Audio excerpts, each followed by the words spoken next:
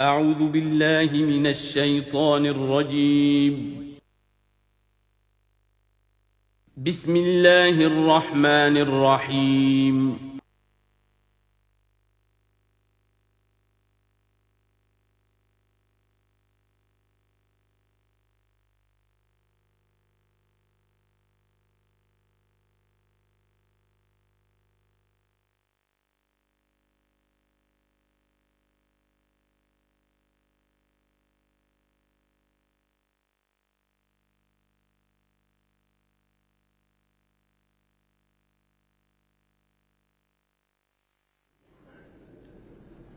اما بعد فاعوذ باللہ من الشیطان الرجیم بسم اللہ الرحمن الرحیم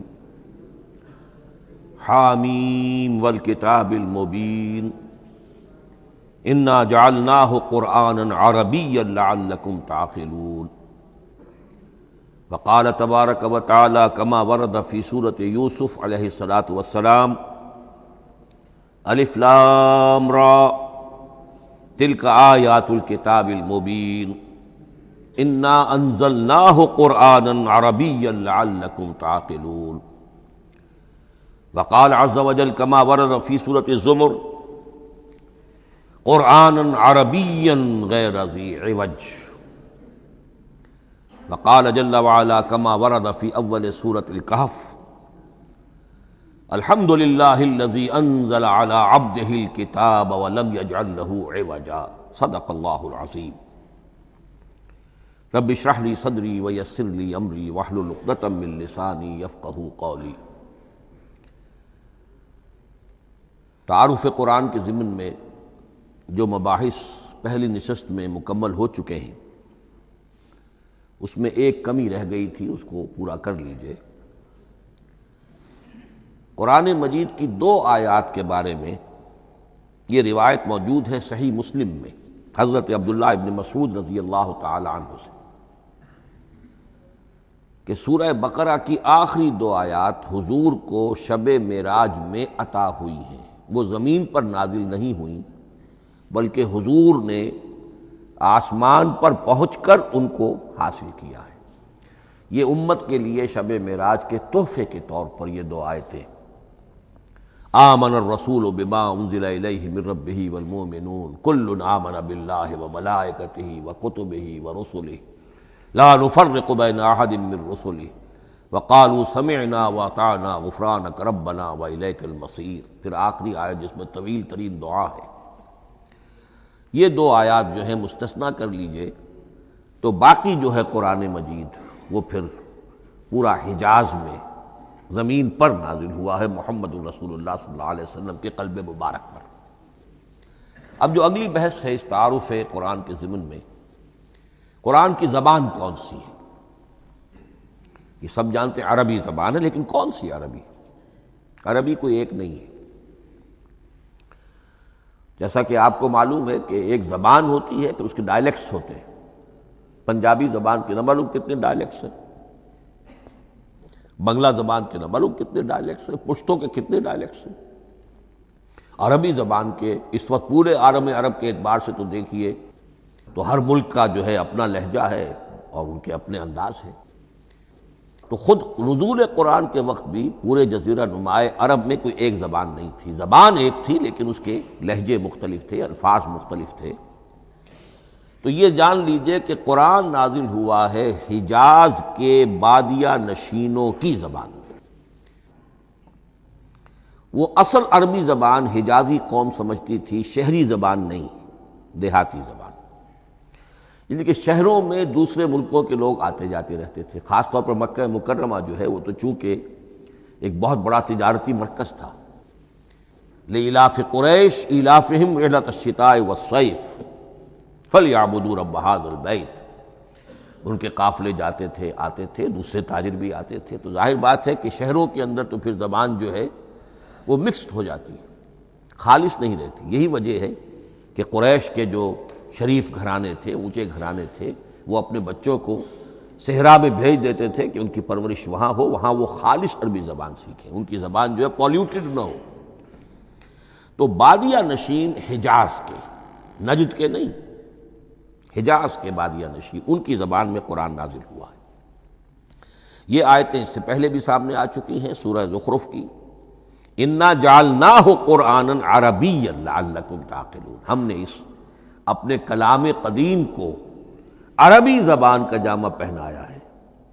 انا انزلناہ قرآنا عربیا، یہ سورہ یوسف کی آیات، ہم نے اتارا ہے اسے قرآن عربی بنا کر، قرآنا عربیا لعلکم تعقلون۔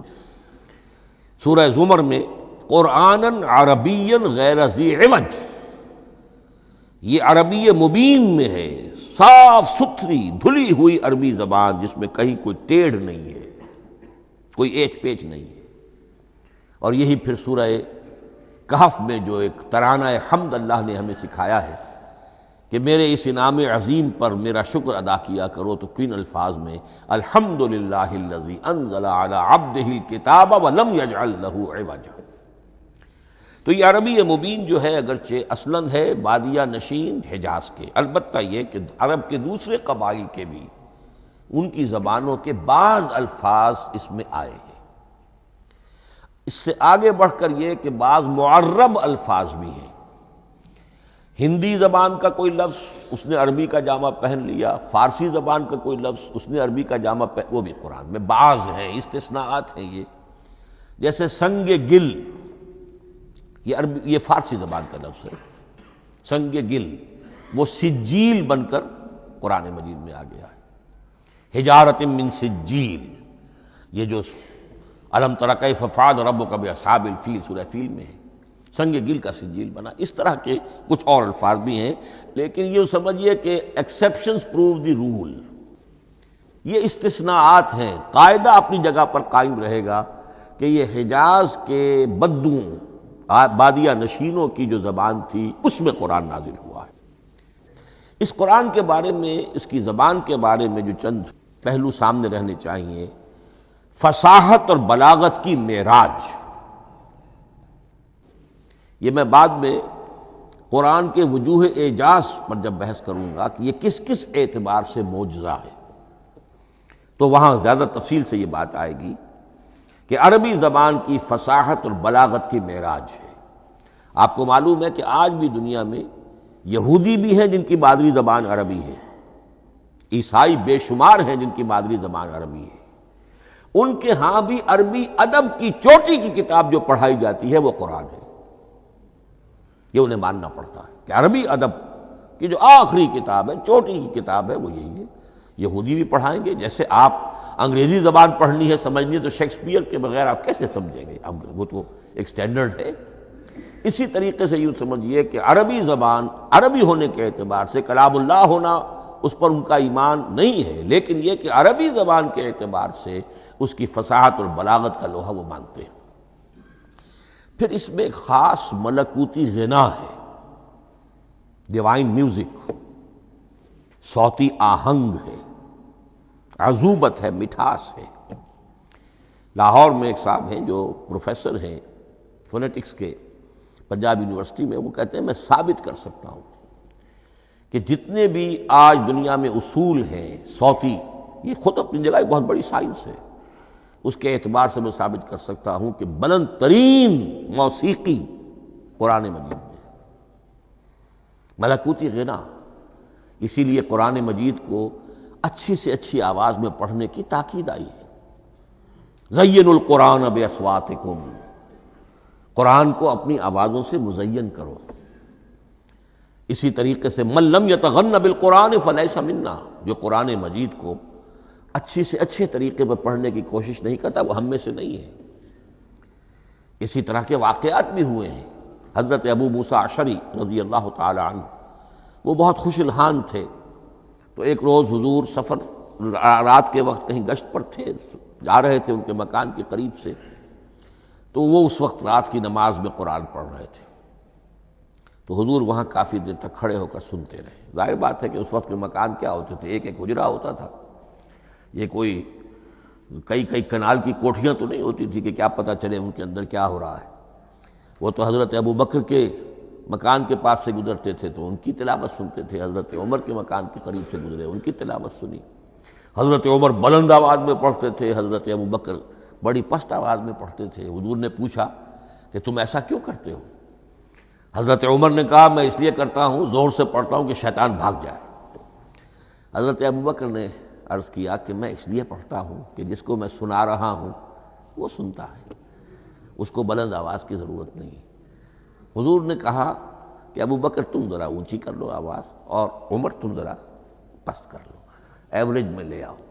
تو بہرحال یہ معاملہ حضور کا صحابہ کے ساتھ ہوتا تھا۔ تو ابو موسیٰ اشعری رضی اللہ تعالی عنہ کی جب قرأت آپ نے سنی تو اگلے روز جب ملاقات ہوئی فجر میں تو آپ نے تحسین فرمائی ان الفاظ میں، یا ابا موسیٰ انک قد اوتیت مزمارا من مزامیر آل داود، اے ابو موسیٰ تمہیں تو اللہ نے آل داود کے سازوں میں سے ایک ساز عطا کیا ہے، یعنی حضرت داود کے گلے میں جو ساز تھا، خوش الحانی تھی، ان کی آواز نہایت خوبصورت تھی۔ تو اسی طریقے سے اب وہاں کوئی مزمار سے مراد وہ نہیں ہے آلات موسیقی نہیں، گلے میں جو اللہ تعالیٰ نے رکھا ہے۔ تو انک قد اوتیت مزمارا من مزامیر آل داود۔ ایک آخری بات یہ نوٹ کیجئے کہ قرآن مجید کا عظیم ترین احسان ہے عربی زبان پر۔ یہ یوں سمجھیے کہ ایک ستون کی طرح اس زبان کو ٹھہرا دیا ہے، اس کو سٹیبل کیا ہے قرآن مجید۔ آج بھی پوری دنیا میں جسے عرب کہتے ہیں فصیح زبان، لغہ فصحی، وہ ایک ہے، وہ قرآن ہی کی ہے۔ زبانیں بدلتی رہتی ہیں۔ اردو 300 سال پہلے کی دکن میں جب شروع ہوئی، وہ آج آپ پڑھ بھی نہیں سکیں گے وہ کیا اردو تھی ولی دکنی کی۔ پھر وہ کیا اس نے روپ بدلے ہیں، اب وہ اردو کس شکل میں ہے، فارسی کن کن شکلوں میں رہی ہے، مختلف انگریزی کتنی شکلیں بدل گئی ہیں، لیکن عربی قائم ہے۔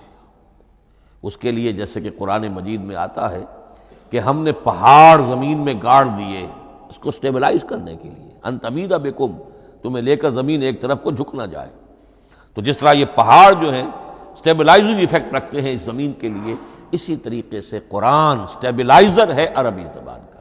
اس کے اندر جو ایک ٹھہراؤ اور جماؤ پیدا کیا ہے، یہ قرآن مجید کا احسان عظیم ہے۔ تعارف قرآن کے ضمن میں اگلی گفتگو، قرآن کے اسماء و صفات۔ عربوں کا ایک خاص ذوق تھا، اور ظاہر بات ہے کہ اللہ تعالیٰ نے جب قرآن نازل کیا ہے تو عربوں کے ذوق کو بھی مد نظر رکھا ہے۔ ان کا ذوق کیا تھا؟ جس چیز سے انہیں محبت ہوتی تھی اس کے وہ بہت سے نام رکھتے تھے۔ گھوڑے کے لیے ہزاروں لفظ مل جائیں گے آپ کو، شیر کے لیے 5000 الفاظ مل جائیں، تلوار کے لیے 5000 الفاظ مل جائیں گے۔ یعنی اس شے کی جو بھی صفت ہے اس صفت کے اعتبار سے ایک نام، کوئی اور صفت ہے اس صفت کو ایک اور نام، تو وہ صفاتی نام۔ اب جیسا کہ آپ کو معلوم ہے اللہ کے 99 نام صفاتی تو ہے نا، اللہ کی ایک صفت دوسری صفت، اسی کے اعتبار سے اس کے نام ہیں۔ قرآن مجید کے اسماء علامہ جلال الدین سیوطی رحمۃ اللہ علیہ نے 55 شمار کیے، لیکن وہ بھی مکمل نہیں ہے لسٹ، اس لیے کہ اس میں ایک اہم نام برہان یہ شامل نہیں ہے۔ ان میں سے جو اہم اسماء ہے میں آپ کو سنا دیتا۔ القرآن، جس پر گفتگو بعد میں ہوگی، اس لیے کہ سب سے زیادہ ایک رائے یہ ہے کہ یہ تو اس میں جامد ہے، اس میں علم ہے قرآن کے لیے، پراپر ناؤن ہے۔ الکتاب، الذکر، الہدیٰ، النور، الفرقان، کلام اللہ، الوحی، روحا من امرنا۔ پھر اس کی صفات کے اعتبار سے الکریم، الحکیم، العظیم، المجید، المبین، رحمہ، العلی، بصائر، بشرا، بشیر، نذیر، عزیز، قرآن عزیز، بلاغ، بیان، احسن القصص، احسن الحدیث، موعظہ، شفاء، مبارک، مہیمن، قیم، مثانیہ، متشابہ۔ یہ میں نے آپ کو 23 نام بتائے ہیں، لیکن یہ کہ علامہ جلال الدین سیوطی نے 55 گنوائے۔ لیکن جو بحث دلچسپ ہے وہ یہ ہے کہ جو اس کے لیے لفظ القرآن ہے، اس کے معنی کیا ہیں اور یہ کس مصدر سے، کس مادے سے یہ لفظ بنا ہے؟ ایک رائے تو یہ ہے کہ یہ اس میں جامد ہے، یہ مشتق نہیں ہے، کسی مادے سے نکلا ہوا نہیں ہے۔ اور یہ بھی آپ نوٹ کر لیجئے، اللہ کے اسماء میں سے بھی ایک نام کو سمجھا جاتا ہے، وہ مشتق نہیں ہے، اس میں جامد ہے، اس میں علم ہے، اور وہ ہے اللہ۔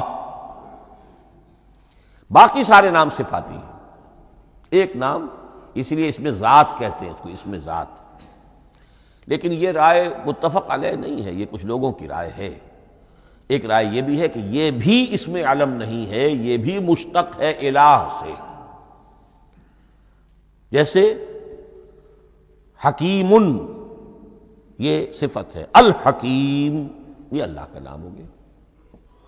الہ ایک معبود، الالہ معبود برحق، الالہ وہ اللہ بن گیا، ایک رائے یہ۔ لیکن یہی اسی طریقے سے نوٹ کیجئے کہ قرآن مجید کے بارے میں بھی ایک رائے یہ ہے کہ القرآن اس میں علم ہے، پراپر ناؤن ہے، یہ جامد ہے، یہ مشتق نہیں ہے، کسی اور مادے سے نکلا نہیں۔ لیکن جو اکثریت کی رائے ہے، جس پر تقریباً اجماع ہے، وہ یہ ہے کہ نہیں، یہ اس میں جامد نہیں، اس میں مشتق ہے۔ لیکن پھر دو رائے ہیں کہ مادہ کیا ہے۔ ایک قرن، قاف را نون، اور ایک قرا، قاف را حمزہ، یہ دو مختلف مادوں کے بارے میں رائے ہے کہ قرآن ان سے نکلا ہے۔ قرن کہتے ہیں کسی چیز کا قریب ہو جانا، جڑ جانا، مل جانا۔ یہ حج کی جو تین شکلیں ہیں، حج تمتع ہے، حج قران ہے، اور حج افراد ہے۔ قران کیا ہے؟ ایک ہی احرام میں عمرہ بھی اور حج بھی دونوں کو جمع کر لیا جائے تو یہ حج قران ہے۔ اسی سے قران الصعدین کا لفظ استعمال ہوتا ہے۔ قرینہ اور قرائن جو ہے اسی سے الفاظ۔ امام فرا کی رائے یہ ہے کہ قرن سے یہ قرآن بنا ہے، اس لیے کہ اس میں بھی اللہ تعالیٰ کی آیات جمع ہو گئی۔ اسی طرح قرأ، قاف را اور حمزہ، اس قرات کا مصدر بھی بن جاتا ہے، جیسے رجحان، را جیم ہے، رجح سے رجحان۔ غفران، غفرانک ربنا، پروردگار ہم تیری مغفرت کے خواستگار ہیں۔ اسی طرح قرآن قرأ سے بنا ہے۔ مفعول جو ہے وہ مصدر کے معنی میں آ جاتا ہے، یعنی پڑھی جانے والی شے۔ اور ایک قرأ آتا ہے عربی زبان میں، قرأت الماء فی الحوض، میں نے پانی جمع کر لیا حوض کے اندر۔ بارش ہوئی، میں نے کچھ پانی حوض میں جمع کر لیا، قرأت الماء فی الحوض۔ اسی سے قریہ کا لفظ بنا، قریہ بستی کو کہتے ہیں جہاں لوگ جمع ہو کر رہتے ہیں، قریہ۔ تو اس معنی میں یہ قرآن جو ہے یہ جمع ہے، اللہ تعالیٰ کی اسماء صفات اور اللہ کی ذات جو ہے اور اس کی آیات کا جامع ہے۔ یہ ہے لفظ قرآن کی بحث۔ اگلی بحث اور بڑی اہم ہے اور دلچسپ ہے، قرآن کا اسلوب کلام کس کیٹیگری میں فال کرتا ہے؟ قرآن کیا ہے؟ ایک شے کی تو سختی سے نفی کی اللہ نے، یہ شعر نہیں ہے۔ وَمَا عَلَّمْنَاهُ الشِّعْرَ وَمَا يَنبَغِي لَهُ، سورہ یاسین۔ ہم نے شعر تو انہیں سکھایا ہی نہیں، محمد الرسول اللہ کو صلی اللہ علیہ وسلم، اور وہ شعر ان کے شایان شان بھی نہیں ہے۔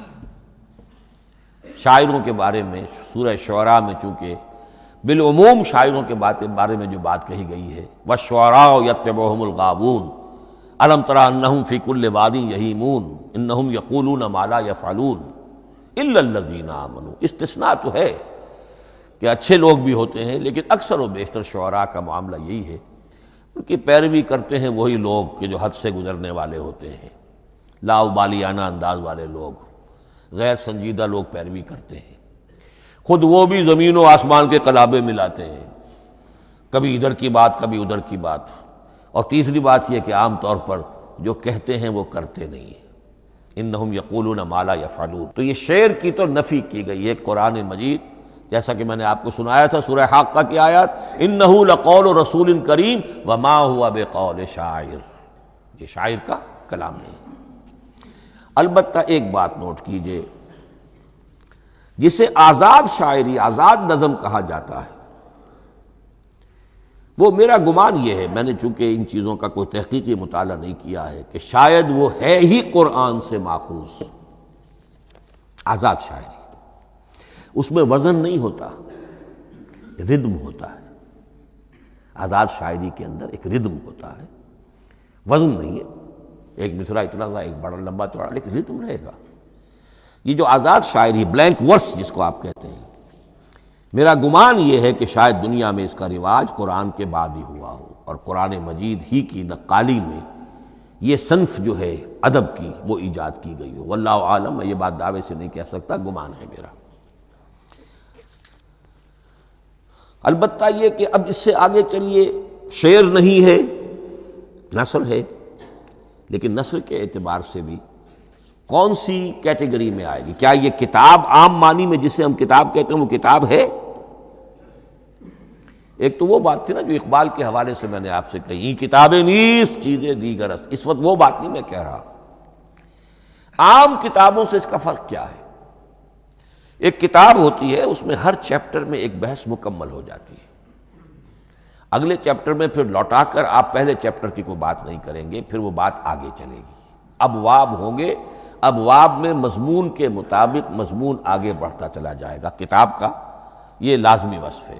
قرآن مجید اس معنی میں کتاب نہیں ہے، اس میں قصہ آدم و ابلیس 7 جگہ آ رہا ہے، بار بار آ رہا ہے، سورہ بقرہ میں، سورہ اعراف میں، سورہ حجر میں، سورہ بنی اسرائیل میں، سورہ کہف میں، پھر سورہ طٰہٰ میں، چلتے جائیے، سورہ صاد میں حضرت موسیٰ علیہ السلام کا قصہ کتنی مرتبہ آ رہا ہے۔ تو قرآن مجید اس کتاب کی کیٹیگری، اس کی ڈیفینیشن پر پورا نہیں اترتا۔ دنیا میں جو کتاب کا معیار ہے، عام اس کا جو اسلوب ہے، اس کی جو ڈیفینیشن ہے، ایک شکل ہوتی ہے مجموعہ مقالات، وہ بھی نہیں ہے، اس میں ہر مقالہ اپنی جگہ پر ایک مکمل شے ہوتی ہے، لیکن یہ کہ وہ دوسرے مقالات سے تو مختلف ہوگی، یہ مجموعہ مقالات بھی نہیں۔ اس کا اسلوب جو ہے وہ خطبے کا ہے، اوریشن، اور یہ کہا جا سکتا ہے it's a collection of divine orations. یہ اللہ تعالیٰ کے خطبات کا مجموعہ ہے۔ مختلف اوقات میں خطبے نازل ہوتے تھے حضور پر صلی اللہ علیہ وسلم، اور یہ بھی جان لیجئے کہ عرب میں ادب کی 2 ہی صنفیں تھیں جو معروف تھیں، یا شعر یا خطبہ، یا خطیب ہوتے تھے بڑے شعرا بیان خطیب، اور یا شاعر ہوتے تھے۔ تو یہ جب شعر کے اسلوب پر نہیں تھا تو خطابت کا اسلوب ہے جو اللہ نے اختیار فرمایا، اور ہر موقع پر، ہر مرحلے پر جو خطبہ اس وقت کے حالات کی مناسبت سے نازل ہوا وہ ایک صورت ہے۔ تو یہ ہے کلیکشن آف ڈیوائن اوریشنز، یہ اللہ تعالیٰ کے مجموعہ خطبات الہیہ اسے کہا جا سکتا ہے، لیکن اس سے جو چند نتیجے نکلتے ہیں وہ نوٹ کرنے ضروری ہیں۔ خطبے میں مخاطب اور مخاطب کے مابین ایک ریپور ضروری ہے۔ اگر کوئی مصنف بیٹا کتاب لکھ رہا ہے، اس کے سامنے کوئی سامع نہیں ہوتے، وہ تو اپنی مگن میں جو بھی خیال ہے اپنے دل میں وہ لکھ رہا ہے۔ خطبے میں سامع سامنے ہوتے، اگر ان کے درمیان رپورٹ نہ رہے، ہم آہنگی نہ رہے، تو پھر وہ خطبہ غیر مؤثر ہو جائے گا، لوگ جو ہیں ان کو اونگ آنے لگے گی، وہ متوجہ ہی نہیں رہیں گے۔ تو ایک رپورٹ مخاطب اور مخاطب ان کے درمیان۔ دوسرے یہ کہ خطبہ کا ایک وصف لازمی یہ ہوتا ہے کہ ایک واقعاتی پس منظر ہوتا ہے پیچھے موجود۔ اب کوئی شخص ہے سیاسی تقریر کر رہا ہے، ایک خاص پس منظر موجود ہے، اس میں وہ ان چیزوں کی طرف حوالے دیتا چلا جائے گا، صرف کوئی تفصیلات بیان نہیں کرے گا، اس لیے کہ وہ لوگوں کو معلوم ہے آج کے دور کا ایک واقعہ ہے، لوگوں کے علم میں ہے، لیکن کتاب میں آپ لکھیں گے تو پھر وہ پورا واقعہ بھی بیان کرنا پڑے گا آپ کو کہ یہ کب ہوا، کیسے ہوا، جس کا میں حوالہ دے رہا ہوں۔ لیکن خطبے کے اندر پس منظر جو ہے وہ موجود ہے، اور اس کے حوالے سے صرف جو اشارات اس کی طرف ہو جائیں گے۔ نمبر 3 یہ ہے کہ خطبے میں تحویل خطاب بہت ہوتا ہے۔ تحویل خطاب سے کیا مراد ہے؟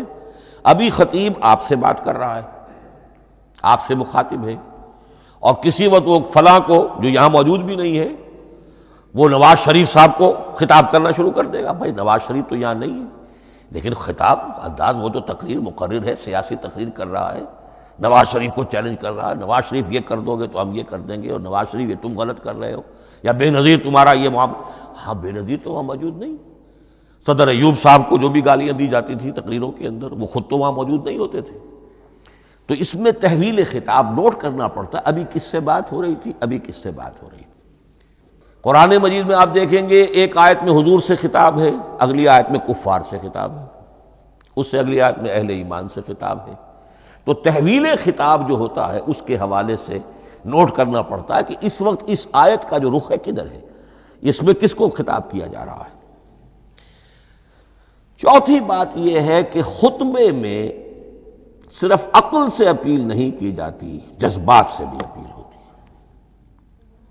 اسی لیے خطابی انداز کہلاتا ہے.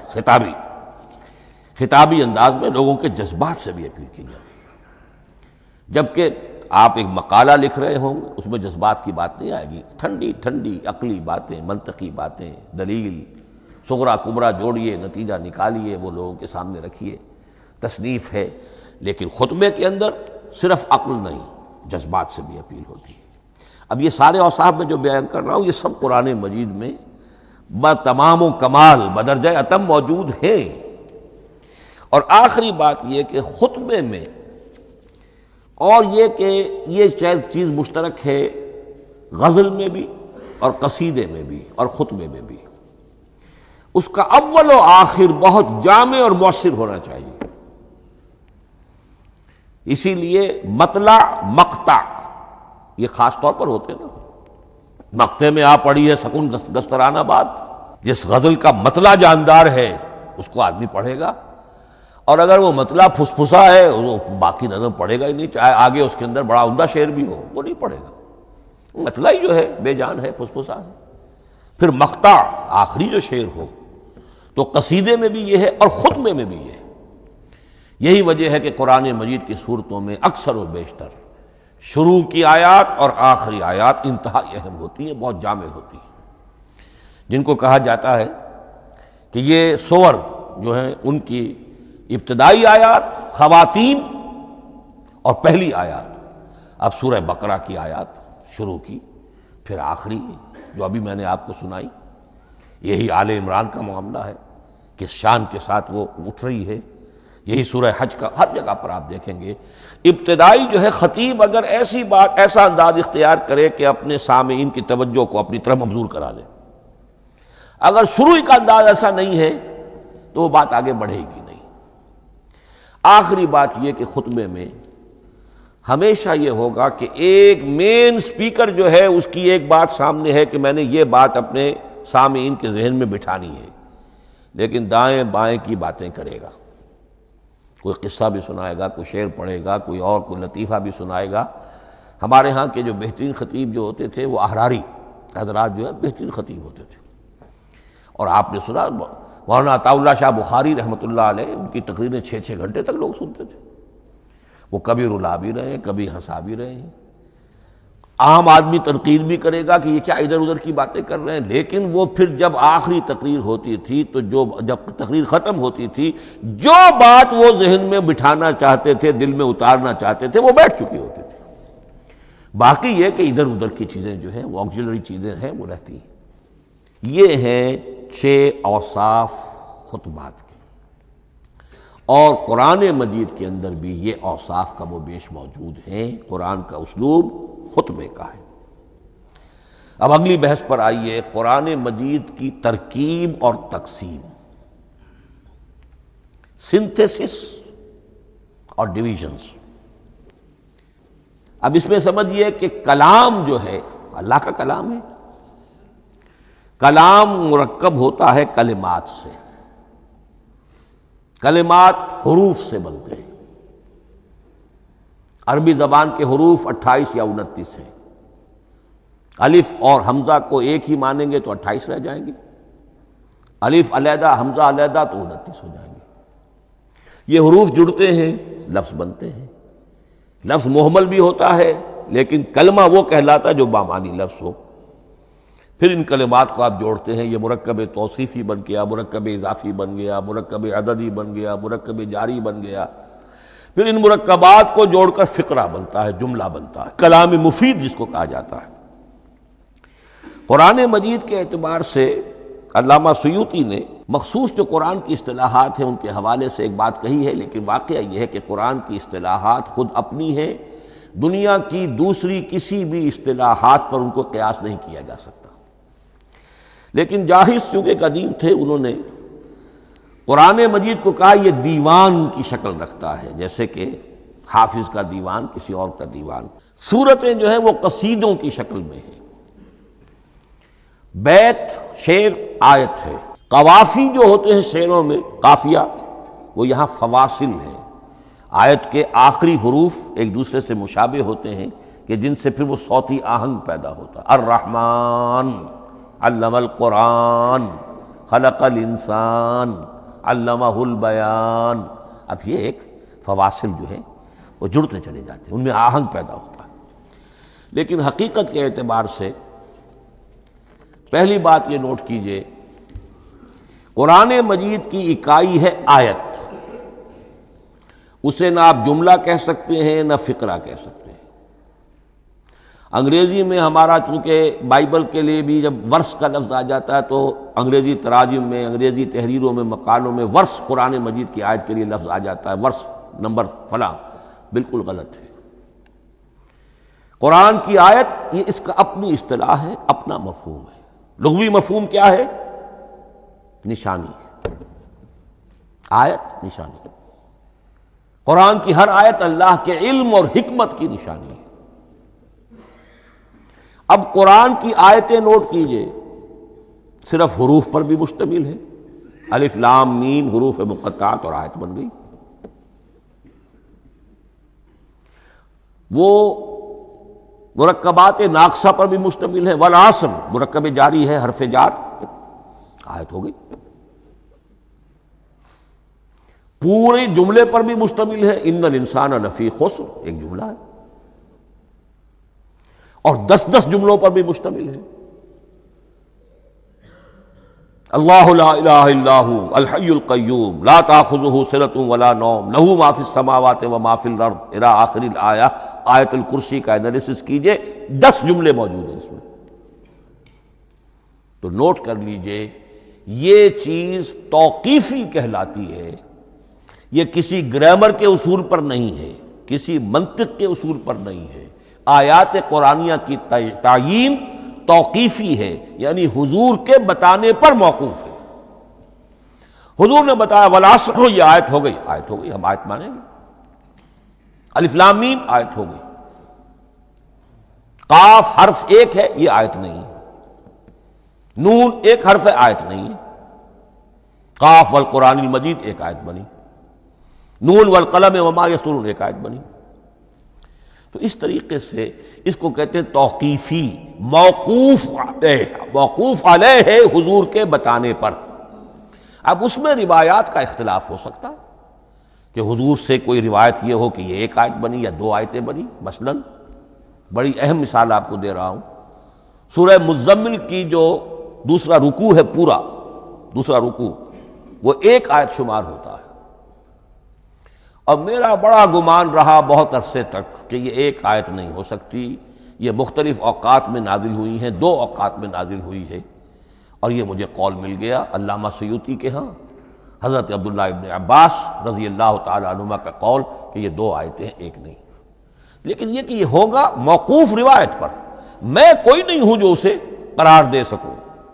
ہاں مجھے اگر کوئی روایت مل جاتی ہے، کوئی خبر یا اثر، خبر محمد الرسول اللہ کی یا اثر آپ کے کسی صحابی کا صلی اللہ علیہ وسلم رضی اللہ تعالی عنہ، تو پھر یہ ہے کہ ہم مانیں گے۔ تو اس کو کہتے ہیں توقیفی۔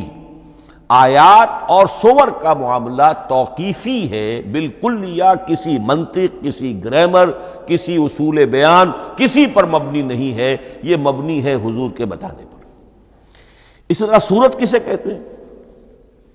عربی زبان میں سور کے معنی ہے فصیل۔ فَضُرِبَ بَيْنَهُمْ بِسُورٍ لَهُ بَابٌ، سورہ حدید کے اندر الفاظ آئے۔ اب اس کا کیا تصور دیا گیا کہ ہر آیت جو ہے وہ اللہ کے علم اور حکمت کی نشانی ہے. 10 آیتیں، 20 آیتیں، 100 آیتیں، 285 آیتیں، 286 آیتیں جوڑ کر ایک فصیل باندھ دی گئی. یہ شہر حکمت خداوندی ہے. ایک نظم ہوتا ہے، جیسے آپ شہر کا ٹاؤن پلاننگ آج کا تو بہت بڑا فن ہے، بڑی اسپیشلائزیشن ہے شہر کو پلان کرنا، اس کے اندر کیا کچھ ہونا چاہیے، کس طرح سے ہونا چاہیے. تو یہ سورت جو ہے یہ ایک یونٹ ہے قرآن مجید کی، اور اس کا جو لفظی معنی ہے فصیل، گویا کہ اس نے گھیرے میں لیا ہوا ہے ایک شہر معنی کو، علم و حکمت کے ایک شہر کے گرد یہ فصیل جو ہے پوری ہوئی ہے.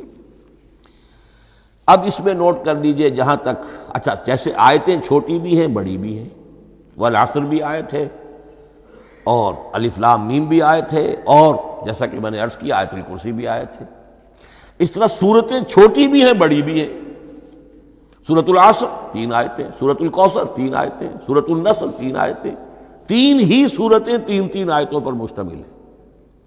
3 سے کم پر کوئی نہیں، 2 آیات کی کوئی صورت نہیں ہے. لیکن آگے آپ چلتے جائیے، اس کی بڑی سے بڑی تعداد سورہ بقرہ جو ہے سب سے بڑی ہے. تو آیت اور سورت کے علاوہ دور صحابہ میں صرف ایک لفظ اور تھا قرآن کی تقسیم کے ضمن میں، اور وہ تھا منزل یا حزب. منزل یا حزب 7 منزلوں میں یا 7 احزاب میں قرآن کو تقسیم کیا گیا، تاکہ جو شخص قرآن مجید ایک ہفتے میں ختم کرنا چاہے، ہر شب میں، اکثر و بیشتر وہ لوگ رات کو ہی رات کی نماز میں قرآن پڑھتے تھے، ایک منزل پڑھ لے تو ہفتے میں پورا قرآن ختم ہو جائے گا. یہ حزب بھی ہے اور منزل بھی ہے. اور یہ چونکہ دور صحابہ میں تھا، یقیناً حضور نے بتایا ہوگا، اس میں آپ کو عجیب حسن نظر آئے گا. اس میں یہ نہیں کیا گیا کہ بالکل برابر برابر ساتھ کر دو بھائی، چاہے صورتیں ٹوٹ جائیں، صورتوں کی فصیل کوئی نہیں ٹوٹتی. اس میں صورتیں مکمل جو کہ تو آئیں گی. اور پھر یہ کہ عجیب بات ہے کہ سورہ فاتحہ کو اگر ایک طرف رکھ دیں، وہ قرآن کے دیباچے کی حیثیت رکھتی ہے.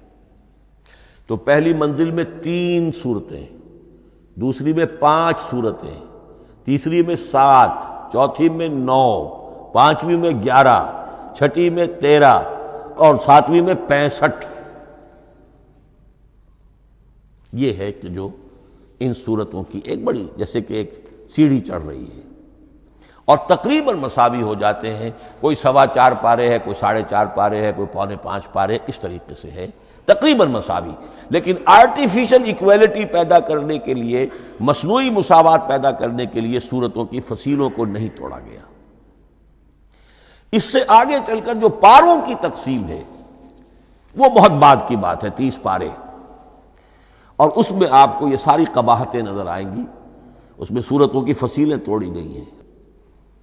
سورہ ہجر ایک آیت ادھر ہے، باقی ساری سورت جو ہے اگلے پارے میں فصیلیں توڑ دی گئی.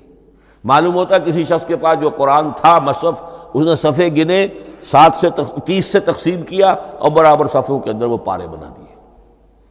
لیکن بہرحال دور صحابہ میں پاروں کا کوئی ذکر نہیں تھا. یہ بات کی بات ہے، دور صحابہ میں آیت، سورت اور حزب. اسی طریقے سے طویل سورتوں کو جو رکوعوں میں تقسیم کیا گیا، یہ بھی بات کی بات ہے. لیکن یہ جو تقسیم کیا گیا ہے سورتوں کو رکوعوں کی شکل میں، 35 سورتیں تو قرآن کی ایسی ہیں چھوٹی ہیں جو ایک ایک ہی رکوع پر مشتمل ہے. آخری پارے کی 37 سورتیں ہیں، پہلی 2 کی جو 2 رکوع ہے، باقی سب کی سب جو ہے وہ ایک ایک رکوع شمار ہوتا ہے. لیکن رکوع کیوں کیے گئے؟ لمبی صورتوں میں سے اگر کچھ حصہ پڑھنا ہے نماز میں، سورہ بقرہ پوری تو نہیں پڑھ سکتے آپ ایک رکعت کے اندر، تو اس کا وہ حصہ پڑھا جائے جس میں ایک مضمون پورا ہو جائے، مضمون نہ ٹوٹے، تاکہ وہاں پر رکوع کرے آدمی کہ جہاں پر کہ وہ مضمون ایک اعتبار سے مکمل ہو گیا.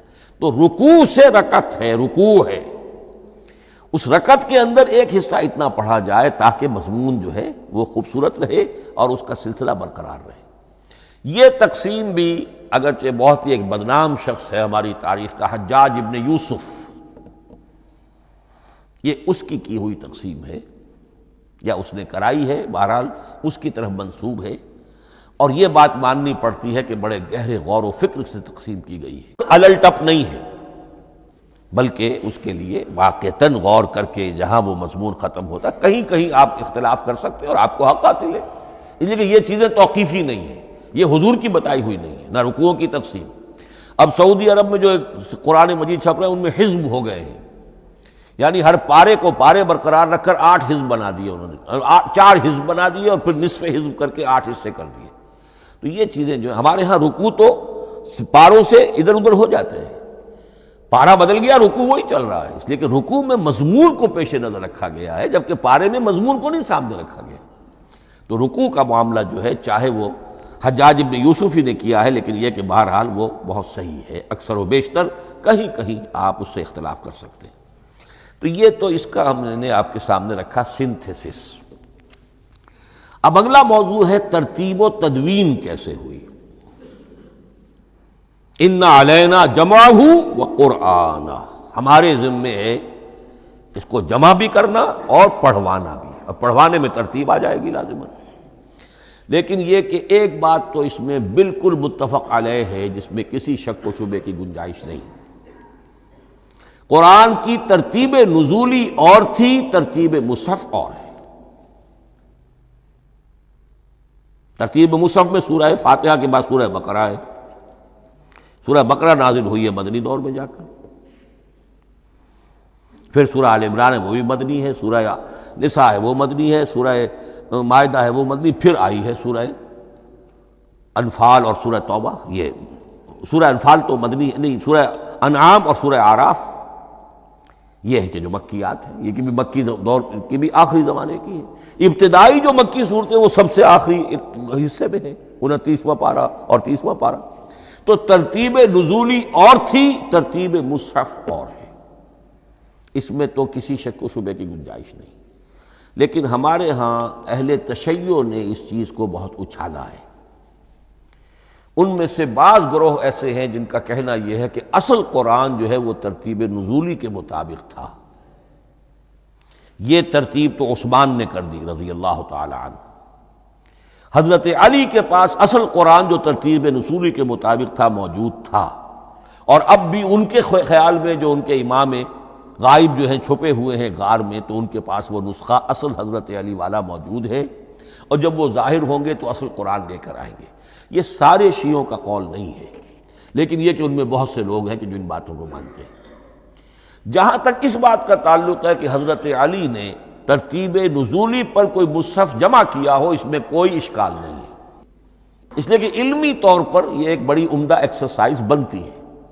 ایک زمانے میں بہت کوشش کرتا رہا ترتیب نزولی سے، اس لیے کہ ترتیب نزولی سے سیرت نبوی اخذ ہوتی ہے، پہلے کیا نازل ہوا، پھر کیا نازل ہوا، پھر کیا نازل ہوا۔ در حقیقت اگر آپ ترتیب نزولی سے قرآن مرتب کر دیں تو وہ سیرت النبی بن جائے گی۔ تو اس کو سمجھنے کے لیے ایک زمانے میں نے بڑی محنت کی ہے، لیکن ایک تو یہ کہ وہ یقین سے وہ باتیں ملتی نہیں ہیں، بعض روایات ہیں، لیکن یہ کہ پھر بھی آپ یقین سے نہیں کہہ سکتے۔ اکثر و بیشتر قرآن مجید میں لکھا بھی ہوتا ہے ترتیب کے موٹی موٹی چیزیں معلوم ہیں نزولی ترتیب کی، لیکن یہ ہے کہ یقین کسی بات پر نہیں۔ تو پہلی بات یہ ہے کہ ہمارے نزدیک، اہل سنت کے نزدیک، اصل جو حجت ہے دین میں وہ ترتیب مصحف ہے۔ یہی ترتیب جو اس وقت مصحف عثمان کی ہے رضی اللہ تعالی عنہ، یہی ترتیب ہے لوح محفوظ کی، یہی ترتیب ہے ام الکتاب میں، یہی ترتیب ہے کتاب مکنون میں۔ اب اس کے سمجھیے کہ اس کی تدوین کن مراحل میں ہوئی۔ سب سے پہلے اس کے جو مراحل ہیں 3، خود نبی اکرم صلی اللہ علیہ وسلم کے زمانہ مبارک میں جمع اور ترتیب یہ ہو گئی، لیکن کتابی شکل میں نہیں، ما بین الدفتین نہیں۔ حضور نے لوگوں کو پڑھ کر سنایا، اس ترتیب سے سنایا جس ترتیب سے یہ مصحف میں اب موجود ہے، اور ہر رمضان میں حضرت جبرائیل دورہ کرتے تھے حضور کے ساتھ، جتنا کہ قرآن اس وقت تک نازل ہو چکا ہوتا تھا، اور آخری رمضان مبارک آپ کی حیات طیبہ کا جو تھا اس میں 2 مرتبہ پورے قرآن کا دورہ ہوا۔ تو دورہ قرآن بغیر ترتیب کے تو نہیں ہو سکتا۔ تو یہ ترتیب حضور کی ہوئی ہے، توقیفی ہے، اور حضور ہی نہیں اللہ کی ہوئی ہے۔ یہی ترتیب لوح محفوظ میں، کتاب مکنون میں اور ام الکتاب میں ہے، اور یہ ترتیب حضور دے کر گئے ہیں صحابہ کرام کو۔ حفاظ تھے، کتنے حفاظ جو ہیں جنگ یمامہ میں شہید ہو گئے، تبھی تو خیال آیا کہ اس کو کتابی شکل میں بھی مرتب کیا جائے۔ لیکن کتابی شکل میں جسے کہتے ہیں دو گتوں کے درمیان ایک کتاب مجلد، اس صورت میں جہاں تک میں تحقیق کر سکا ہوں اور جہاں تک ہمارے اکثر و بیشتر لوگوں کی رائے ہے، حضور کے زمانے میں یہ اس طریقے سے مابین الدفتین، دو گتوں کے مابین ایک کتاب کی شکل میں قرآن موجود نہیں تھا۔ لوگوں کے سینوں میں محفوظ تھا، جیسے محمد الرسول اللہ کے سینے میں محفوظ تھا۔ ان علینا جمعہ، وہ جمع حضور کے سینے میں کیا اللہ نے۔ اسی طرح پھر صحابہ کرام بے شمار جو حفاظ تھے ان کے سینوں میں محفوظ تھا۔ دوسرا مرحلہ کب آیا؟ جب حضرت ابوبکر صدیق کے عہد خلافت میں جنگ یمامہ میں بہت سے حفاظ شہید ہو گئے۔ اب ایک تشویش پیدا ہوئی، ایسا نہ ہو کہ قرآن ضائع ہو جائے، لہذا اسے کتابی شکل میں مرتب کر لینا چاہیے۔ اس کے لیے پھر بہت سے صحابہ نے حضرت ابوبکر کو اپروچ کیا کہ جتنے قراء ہیں، جتنے کاتبین وحی ہیں، ان سب کو آپ جمع کیجئے اور جمع کر کے اس قرآن مجید کو ایک کتاب کی شکل میں جمع کر لیں۔ حضرت ابوبکر شروع میں بہت ریلیکٹنٹ رہے، ان کا ایک خاص مزاج تھا، اتباع رسول کا جذبہ انتہا درجے کا۔ جو کام حضور نے نہیں کیا میں کیسے کروں؟ اگر تو یہ کام واقعی کرنے کا تھا تو حضور کرتے، میں کیسے کروں؟ لیکن یہ کہ جب صورتحال بہت لوگوں کی طرف سے دباؤ پڑا کہ نہیں یہ کر لینا چاہیے، ان کے سامنے بھی حکمت آ گئی، تو پھر انہوں نے اتفاق کرتے ہوئے جتنے بھی کاتبین وحی تھے ان سب کی ایک کمیٹی بنائی اور ان کو کہا کہ اب اس قرآن کو مرتب کر کے ایک کتابی شکل دے دی جائے۔ وہ کتابی شکل حضرت ابوبکر کے دور میں ہو گئی۔ تیسرا مرحلہ کیا ہے؟ یہ کتابی شکل میں جب قرآن مجید آ گیا، اور شروع میں یہ اجازت تھی کہ ہر قبیلے، ہر علاقے کے لوگ اپنے لہجے میں پڑھ لیں۔ اب پنجابی ہمارا مسلمان جو ہے وہ چاقو کو کاچو کہے گا، تو وہ لکھے ہوئے کو بھی چاقو کو کاچو پڑھ کے نکلے جائے گا۔ تو مختلف لہجوں میں ہونے سے وہ ان کا جو ہے قرآن مجید بدل رہا تھا، کوئی کسی طرح پڑھ رہا ہے، کوئی کسی طرح پڑھ رہا ہے۔ اب اس کی تشویش ہوئی حضرت عثمان کے زمانے میں، جب دور بہت پھیل گیا، اسلام کا دائرہ، دارالاسلام کی وسعت بہت ہو گئی، کہ اس طرح اگر یہ لوگ پڑھیں گے اور اپنے اپنے لہجے کی وجہ سے اب اس لہجے میں شکل بدل بھی جاتی ہے لفظ کی۔ کاچو کو کاف الف چے واو لکھنا شروع کر دیں گے پھر، کہ کاچو سنا ہم نے، تو چاقو تو سنا ہی نہیں۔ تو ایک لکشو ہے چاقو لکھ رہا ہے اور ایک کاچو لکھ رہا ہے، تو چاقو اور کاچو میں فرق ہو گیا۔ لہذا اس وقت پھر جو کام کیا گیا وہ یہ کہ ایک ہی رسم تحریر، رسم کتابت، رسم الخط میں قرآن مجید کے نسخے تیار کیے گئے۔ اصل میں ایک بہت بڑا مغالطہ ہو جاتا ہے ہمارے جمعوں کے خطبوں میں، حضرت عثمان رضی اللہ تعالیٰ عنہ کے نام نامی کے ساتھ وہ قوافی جو ہیں ان کی مناسبت سے جامع آیات القرآن عثمان ابن عفان رضی اللہ تعالیٰ عنہ، غالب علی کل غالب علی ابن ابی طالب رضی اللہ تعالیٰ۔ اب یہ جو جوڑتے ہیں قافیے، تو حضرت عثمان کے نام کے ساتھ یہ قافیہ جوڑ دیا، اس سے لوگوں کو مغالطہ بھی ہوا اور دشمنوں نے ایکسپلائٹ کیا کہ اس کا مطلب یہ ہے کہ قرآن تو جمع ہوا ہے حضرت عثمان کے زمانے میں، اور حضرت عثمان کے زمانے میں اور حضور کے زمانے میں کم و بیش 15 سال کا فصل تو ہو چکا، گویا کہ قرآن مرتب ہی ہوا ہے حضور کے انتقال کے 15 برس بعد۔ پھر حضرت عثمان کی شخصیت کو خاص طور پر جو سبائی فتنہ اٹھا تھا، اس نے ایک ڈسپیوٹڈ پرسنالٹی بنا کے رکھ دیا ہے، نہیں معاذ اللہ، کوئی شک نہیں، لیکن یہ کہ ایک فتنہ اٹھا، فتنۃ الکبریٰ، اور حضرت عثمان رضی اللہ تعالیٰ عنہ کو انہوں نے بدنام کیا، لہذا اس کے نام سے اور بٹا لگ گیا، یہ مصحف عثمان ہے۔ یہ ہے اصل میں وہ حماقتیں کہ جو ہوئی ہیں ہم سے، یہ قافیے ملانے کی وجہ سے، حالانکہ حضرت عثمان کی شان جو ہے وہ در حقیقت جامع آیات القرآن نہیں ہے، جامع الامت علی رسم واحد، پوری امت کو ایک رسم الخط پر جمع کرنے والی شخصیت حضرت عثمان کی ہے۔ مثلا اب دیکھیے مالک یوم الدین کس طرح لکھیں گے؟ میم لام اور کاف، میم الف اور لام اور کاف لکھیں گے آپ، یہ غلط ہو جائے گا۔ میم پر کھڑا زبر ہوگا اور اس کو مالک پڑھیں گے، میم پر اگر کھڑا زبر نہیں ہے پڑا زبر ہے تو ملک پڑھیں گے، اور قراتوں میں یہ دونوں موجود ہے، ملک یوم الدین بھی ہے اور مالک یوم الدین بھی ہے۔ اگر آپ نے میم الف لکھ دیا ایک قرات نکل گئی، اب وہ اس میں آ ہی نہیں سکتی، وہ تو مالک ہی پڑھا جائے گا۔ یہ زیر زبر بھی جو لگے ہیں قرآن مجید میں، یہ بھی حجاج ابن یوسف کے زمانے میں لگے، اس سے پہلے نہیں تھے۔ اور یہ رموز و اوقاف، یہ آیتوں کے نشان اور یہ وقفہ بیچ میں، یہ بھی حجاج ابن یوسف کے زمانے کی چیزیں ہیں، ورنہ عربوں کے لیے تو ان کی اپنی زبان تھی، انہیں ان چیزوں کی ضرورت ہی نہیں تھی۔ آپ کو معلوم ہے پرانے زمانے کے جو منشی ہوتے تھے، انشاء پرداز، وہ جب خط لکھتے تھے تو اس میں نقطے وغیرہ نہیں لگاتے تھے۔ جس کو خط لکھا جا رہا ہے وہ توہین سمجھے گا کہ شاید مجھے جاہل سمجھا کہ نقطے بھی لگا کے بھیجا جا رہا ہے خط پر، گویا کہ میں تو سمجھ ہی نہیں سکتا بغیر نقطوں کے۔ تو یہ جو ہے پرانے جو شکستہ خطوط لکھے جاتے تھے ان کا یہ انداز تھا، لہذا کوئی نقطے وغیرہ نہیں تھے، یہ بھی بعد میں لگے۔ تو ملک یوم الدین، مالک یوم الدین، اس کی رسم آئے گا میم لام کاف، کھڑا زبر ہے مالک یوم الدین اور ویسے پڑا زبر ہے ملک یوم الدین۔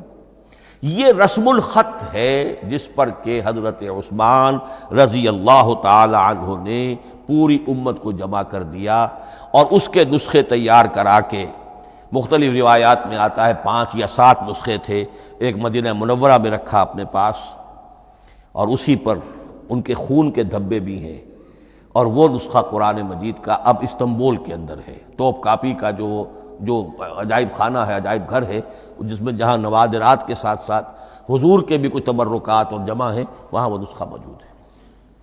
اس میں انگلی جو کٹی تھی حضرت نائلہ جو ان کی اہلیہ تھی، جب وار کیا گیا ہے حضرت عثمان پر، قرآن پڑھ رہے تھے، انہوں نے روکا اپنے ہاتھ سے تو ان کی انگلی کٹی اور اس کے خون کے قطرے جو ہیں وہ مصحف پر آئے۔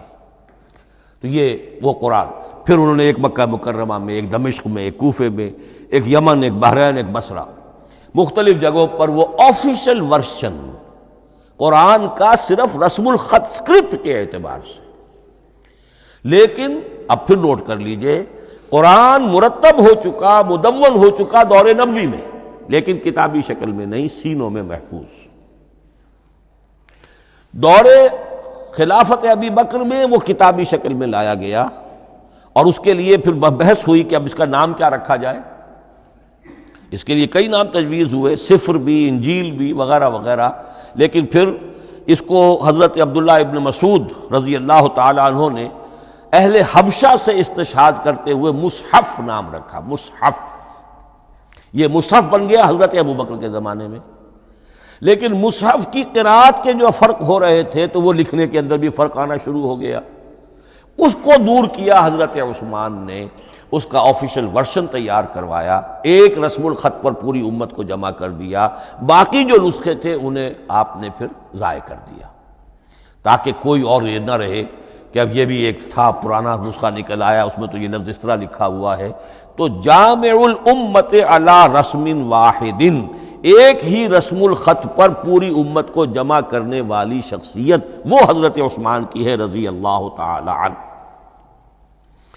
بہرحال یہ نوٹ کیجئے کہ یہ مرحلہ بھی حضرت عثمان کے زمانے میں، تو یوں سمجھیے کہ حضرت عثمان کا پورا عہد بھی آپ جوڑ لیں تو آپ کی جو شہادت ہے وہ تقریباً یوں سمجھیے کہ حضور کے انتقال کے وہ 25 برس بعد ہے، گویا ربع صدی کے اندر اندر حضور کے انتقال کے بعد، چوتھائی صدی کے اندر اندر سارے مراحل طے ہو گئے۔ یہی وجہ ہے میں نے شروع میں آپ کو بتایا تھا کہ پوری دنیا یہ مانتی ہے کہ آج جو قرآن مسلمانوں کے پاس ہے یہ ہے وہی جو محمد عربی صلی اللہ علیہ وسلم نے اپنی امت کو دیا تھا۔ یہ دوسری بات ہے کہ ہم سمجھتے ہیں کہ محمد عربی صلی اللہ علیہ وسلم کو یہ اللہ کے کلام کی صورت میں حضرت جبرائیل نے پہنچایا تھا، وہ اس کو نہیں مانتے، لیکن یہ حصہ اس کا ماننے پر مجبور ہیں کہ وہ اصل قرآن اپنی اسی انٹیگریٹی کے ساتھ، اپنے پوری پیور، اس کا جو بھی ہے ٹیکسٹ پیور ہے، اور اس کی انٹیگریٹی میں کوئی شک و شبہ کی گنجائش نہیں ہے کہ یہ وہی شے ہے جو محمد نے اپنی امت کو عطا فرمائی تھی صلی اللہ علیہ وسلم۔ ایک آخری بات، چل میرے پاس 3 منٹ ہیں، یہ جو میں نے آپ کو ترتیب بتائی تھی قرآن کی، آیتیں، سورتیں، پھر حزب، اب اس میں ایک شے نوٹ کر لیجئے۔ آیت اللہ تعالیٰ کے علم و حکمت کا ایک نمونہ ہے۔ آیتوں کو جوڑ کر جب سورت بنائی تو آیتوں کے اندر جو ربط ہے، اس ربط آیات سے ایک اور معنی، ایک اور حکمت کا دروازہ کھلتا ہے۔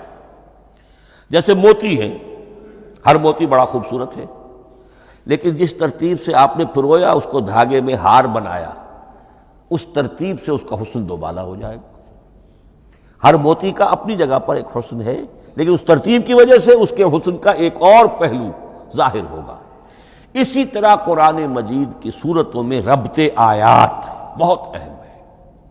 ایک مرکزی مضمون ہوتا ہے ہر صورت کا، مرکزی مضمون، عمود، اور اس کے گرد وہ ساری آیتیں اس طریقے سے گھوم رہی ہوتی ہیں، جڑی ہوئی ہوتی ہیں، جیسے کہ ایک دھاگے کے اندر پروئے ہوئے موتی ہوتے ہیں کہ جس کی جو ہار کی شکل اختیار کرتے ہیں۔ دوسری بات یہ، اکثر و بیشتر صورتیں قرآن مجید میں جوڑوں کی شکل میں ہیں۔ ایک مضمون کا ایک پہلو اس جوڑے کے ایک فرد میں، اور دوسرا پہلو اسی کا دوسرے فرد میں۔ جیسے معوذتین، 2 صورتیں ہیں، مضمون ایک یہ تعوذ، معوذتین۔